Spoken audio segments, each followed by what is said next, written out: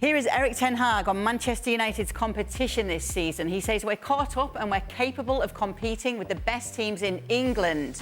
Then you're trying to compete with the best teams in the world. Some teams like Real Madrid, of course, who are a very good team. Our challenge is now to do this more consistently. With young players, there will be ups and downs, and we have to realise that. Everyone has to realise this in the club internally, but also you, the media, should realise this externally. It's normal that it will not only go up with young people, young players especially. Now, obviously, when he's saying you, he means the media. And you need to realise, Stevie, that there are ups and downs when it comes to young players, all right? Well, he needs to go and talk to Fergie then. How the ups and downs of young players when they win the league. I mean, I seriously don't understand what this guy's trying to say most of the time. Actually, I think I praised him the other night after the injuries with the two boys. I thought he did really well. He spoke really well. He said the right thing. He didn't complain about it. He said it's part of the game. I thought, aye, sounds a bit sensible. And then he goes and drops this bombshell on us about competing at the highest level. What's he dropped Real Madrid in for? They're light years away from Real Madrid. Well, that's the next step now. That's the next not level. the next step. That's the next step. Well, that's what he's saying here. Well, that's what we're saying. We haven't got a clue what he's saying. When were they competing with the big boys? When were they competing last season? When Bournemouth went to Old Trafford and turned them over 3 and it could have been 7. When Palace beat them 4 or 5 at the end of the season, could have been 9. They got embarrassed in the Champions League. It was the worst Champions League campaign for, I don't know, 40-odd, 50-odd years. It was embarrassing, some of the results that they had. 31 points behind Man City. So Man City gave them 10 games of a start and still beat them. I mean, seriously. Honestly, Erik, come on. Just calm down. If you don't know what to say, don't say anything.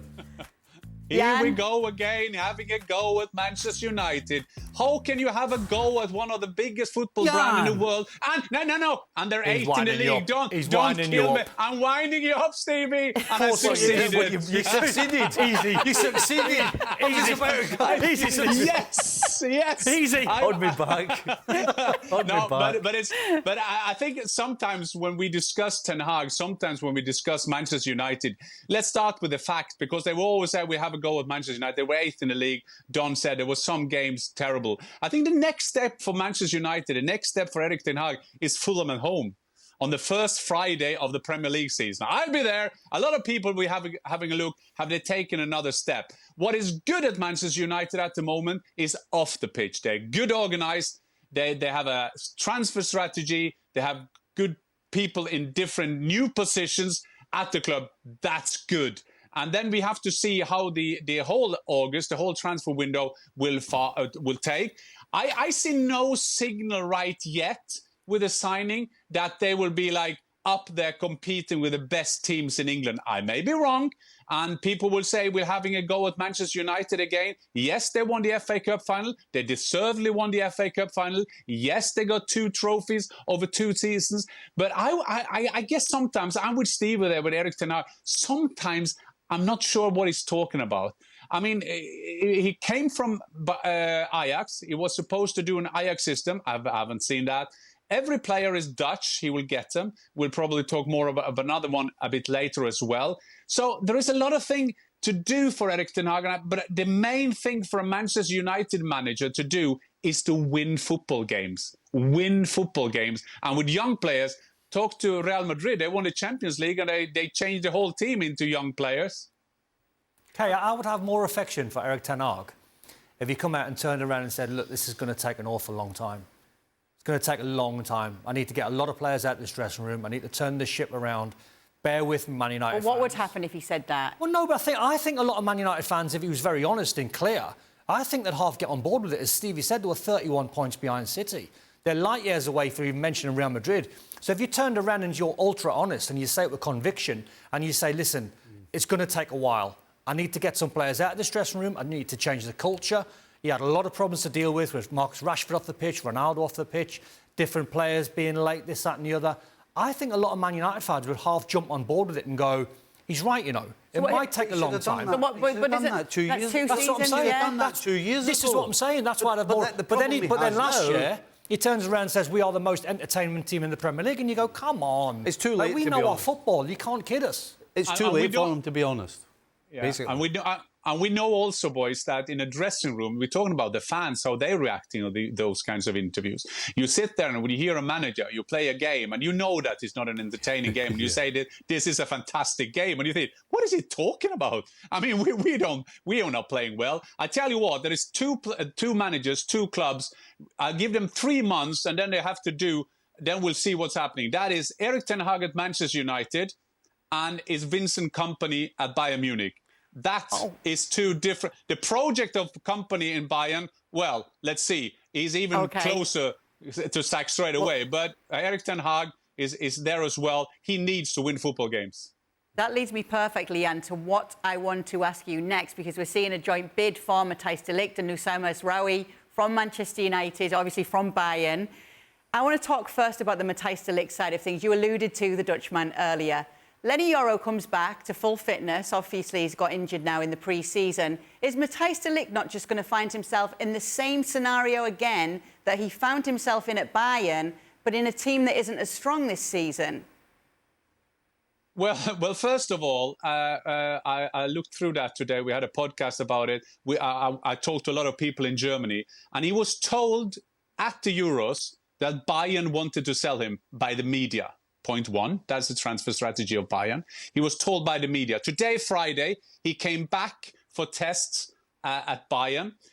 He wants to leave the club, but now suddenly they're thinking, we don't think Manchester United would pay the amount of money that we expect from him. This is Bayern. So Bayern is saying, we want to get rid of a player. We don't think he is good enough for our team, and we want 50 million for him. But we're going to pick Tah from Leverkusen for 25. That is some interesting math doing. So the guy we want 25, and the boy we don't want, 50. So, and just put it out in the room as well. The same thing that Vincent Kompany is coming in with his playing from the back kind of thing. And he tells us he doesn't want De Ligt, but he wants Upamecano to stay at the club. I have no clue what he's talking about. OK, but with the De Ligt side of things, if Manchester United are to secure a player like De Ligt, do you see him playing regularly for them under Erik ten Hag? Absolutely. De Ligt is underestimated. A lot of the Bayern Munich fans are going crazy because they want to sell him. Yes, there has been injuries. He had some shoulder injuries. There has been some thing about that as well. Remember back in the days when he was at Ajax, when Manchester United said they didn't want the player because they had looked at his father, who was a bit heavy when he got older? That was a transfer strategy of Manchester United back in the days, that he was a bit... I'm not sure if you can say it, his father was a bit big. You know what I'm saying. So De Ligt is coming and he will play. He is a leader. And if he's fit, I mean, that's always the thing. If he's fit, he will be a great, great centre-half for Manchester United. Subtlety always a key point from Jan. We love that about him. You're not a Mazraoui fan, Don? Only because of his injury list. He's picked up far too many injuries and he's very, very inconsistent. When he turns it on and when he plays and he's confident, he looks like you think, wow, this guy's incredible, because he's quick, he's good at going forward, he's got a trick. But when he's off form, he looks like he's miles off it. So that tells me when you're talking about a player who's inconsistent, who's got the talent to be brilliant, that tells me he's a confidence player.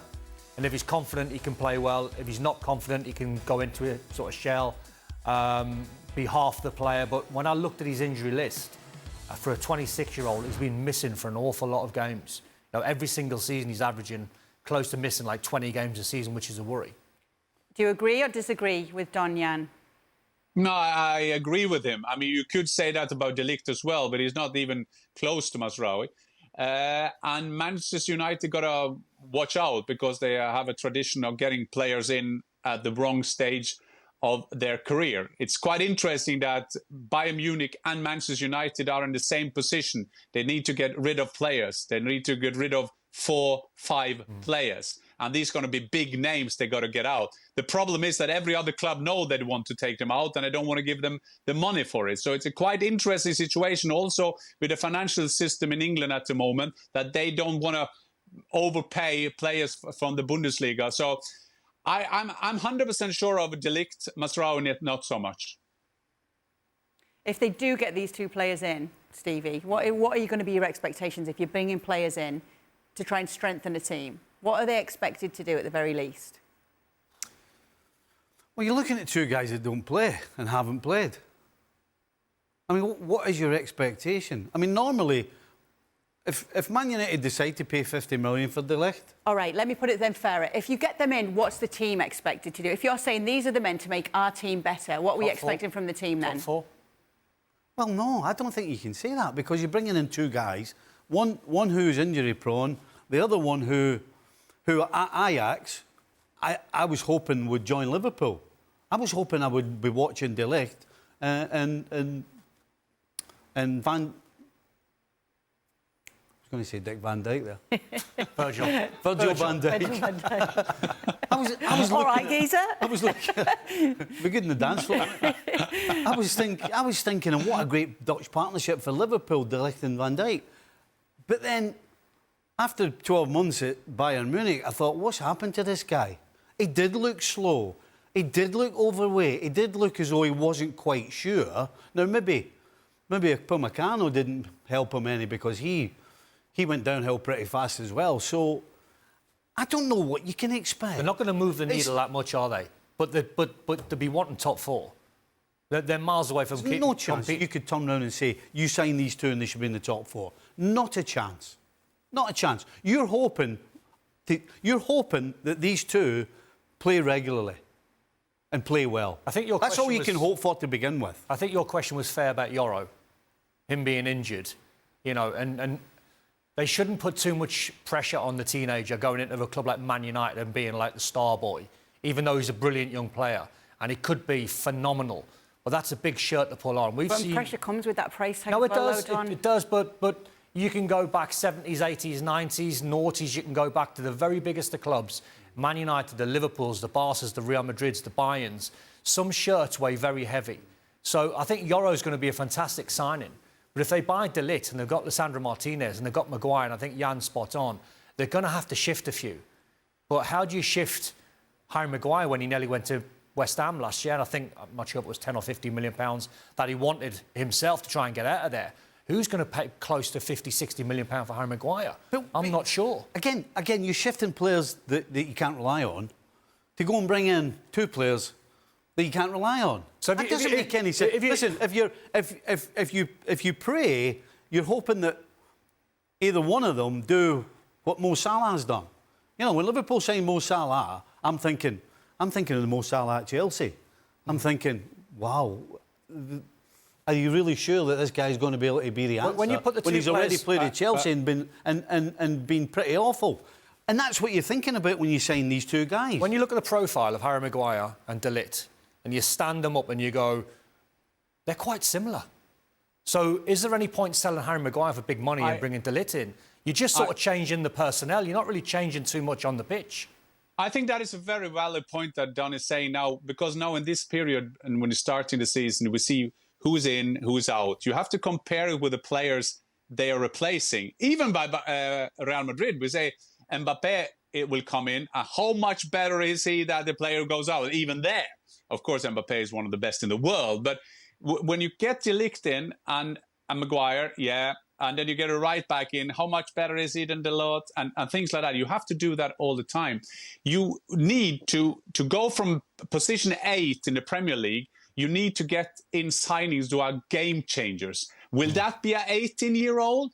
I am not sure, but that is another department as well, because you take an 18-year-old supposedly on his way to Real Madrid, maybe Manchester United overpaid a bit, but still, it's a signal. You take one of the most promising young centre-halves and you take him to Manchester United. The problem with Manchester United, when you're challenging your neighbour Manchester City, let's take that. That is the champion.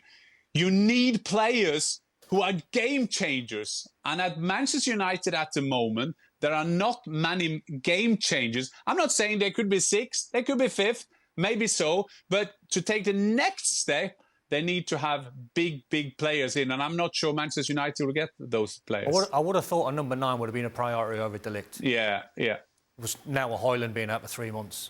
And he's a young player anyway. That's the most important. I would say that's the most important area of the pitch. If you're going to go from outside the Champions League spots into the top 4, you need a number 9 that's going to get you close to 25 a season.